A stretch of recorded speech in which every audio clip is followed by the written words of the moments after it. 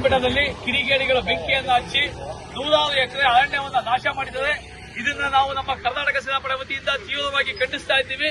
ಹಾಗೂ ಈ ಕೂಡಲೇ ರಾಜ್ಯ ಸರ್ಕಾರ ಹಾಗೂ ಜಿಲ್ಲಾಡಳಿತ ಏನು ಬೆಂಕಿ ಹಚ್ಚಿದವರ ಮೇಲೆ ಕಿಡಿಗೇಡಿಗಳ ಮೇಲೆ ಸೂಕ್ತ ಕಾನೂನು ಕ್ರಮವನ್ನು ಕೈಗೊಂಡು ಅವರನ್ನು ಬಂಧಿಸಿ ಅವರಿಗೆ ಕಠಿಣವಾದ ಶಿಕ್ಷೆಯನ್ನು ಕೊಡಬೇಕು ಅಂತ ನಾವು ಆಗ್ರಹವನ್ನು ಮಾಡ್ತಾ ಇದ್ದೇವೆ. ಏನು ಚಾಮುಂಡಿ ಬೆಟ್ಟ ಇದೆ, ನಮ್ಮ ನಾಡದೇವತೆ ತಾಯಿ ಚಾಮುಂಡೇಶ್ವರಿ ಬೆಟ್ಟ, ರಾಜಮಹಾರಾಜರು ನಮ್ಮ ಮೈಸೂರಿನ ರಾಜಮಹಾರಾಜರ ಅಧಿದೇವನಾದ ಸಂಸ್ಥಾನ ದೇವತೆ ತಾಯಿ ಚಾಮುಂಡೇಶ್ವರಿ. ದೇಶ ವಿದೇಶಗಳಿಂದ ಭಕ್ತಾದಿಗಳು ಬರ್ತಾರೆ ಇಲ್ಲಿ ಚಾಮುಂಡಮ್ಮನ ಬೆಟ್ಟಕ್ಕೆ.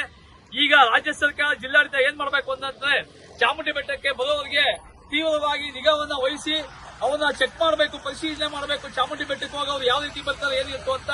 ಹಾಗೂ ಚಾಮುಂಡಿ ಬೆಟ್ಟದಲ್ಲಿ ಬೀಡಿ ಸಿಗರೇಟ್ ಇವನ್ನ ನಿಷೇಧ ಮಾಡಬೇಕು. ಹಾಗೂ ಮುಂದೆ ಈ ರೀತಿ ಅವಘಡಗಳು ಮುಂದೆ ಶಾಶ್ವತವಾಗಿ ಆಗಬಾರದು. ಆ ರೀತಿ ಕಟ್ಟುನಿಟ್ಟಾದ ಒಂದು ಪರಿಹಾರವನ್ನು ಕಂಡುಹಿಡಬೇಕು. ಹಾಗೂ ಬೆಟ್ಟಕ್ಕೆ ಸುತ್ತಮುತ್ತ ಸೆಕ್ಯೂರಿಟಿಗಳನ್ನು ಹಾಕಿ ಚಾಮುಂಡಿ ಬೆಟ್ಟಕ್ಕೆ ಹೋಗುವ ಮೇಲೆ ತೀವ್ರ ನಿಗಾ ಇಡಬೇಕು. ಪುಂಡು ಪೋಗಗಳನ್ನ ಚಾಮುಂಡಿ ಬೆಟ್ಟದ